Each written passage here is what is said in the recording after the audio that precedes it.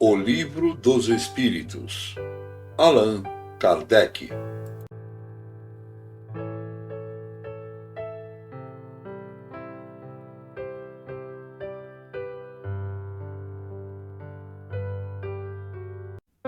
Livro 2º, Mundo Espírita ou dos Espíritos. Capítulo 6, Vida Espírita. 4.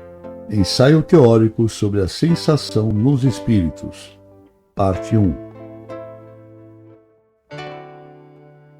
257. O corpo é o instrumento da dor. Se não é a sua causa primeira, é pelo menos a imediata.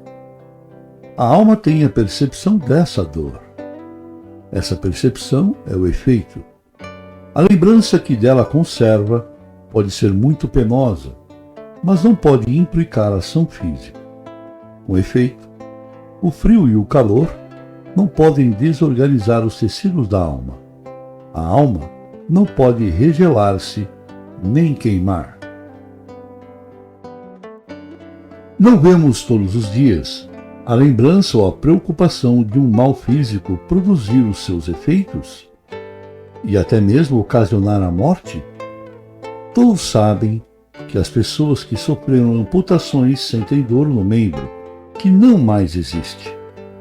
Seguramente não é esse membro a sede, nem o ponto de partida da dor. O cérebro conservou a impressão, eis tudo.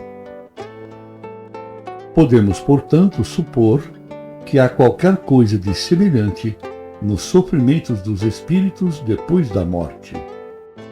Um estudo mais aprofundado do perispírito, que desempenha papel tão importante em todos os fenômenos espíritas, nas aparições vaporosas ou tangíveis, no estado do espírito no momento da morte, na ideia tão frequente de que ainda está vivo, na situação surpreendente dos suicidas, dos supliciados, dos que se absorveram nos prazeres materiais e tantos outros fatos, veio lançar luz sobre esta questão, dando lugar às explicações de que apresentamos em resumo.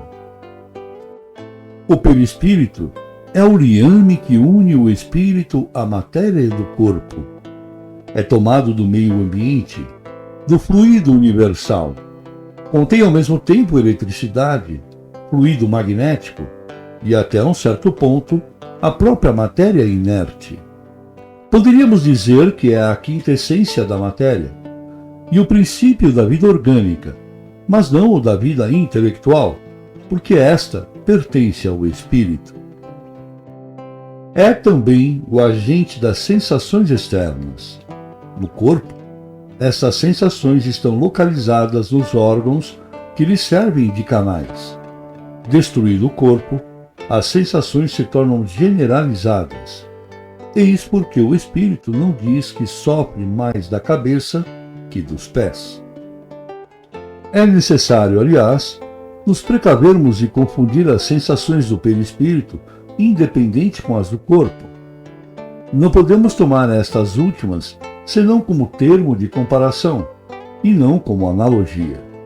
Liberto do corpo, o espírito pode sofrer, mas esse sofrimento não é o mesmo do corpo. Não obstante, não é também um sofrimento exclusivamente moral, como o remorso, pois ele se queixa de frio e de calor.